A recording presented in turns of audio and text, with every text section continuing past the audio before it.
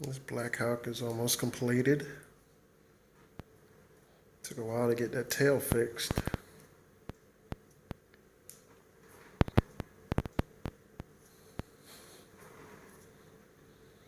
It looks nice. All I gotta do is install the motor.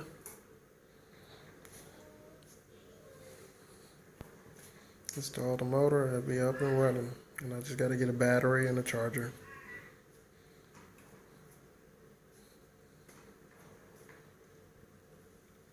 Looks great.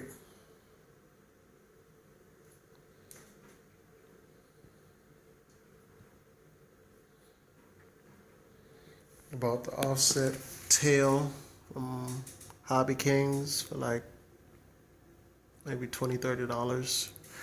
It was a good decision that I decided to go.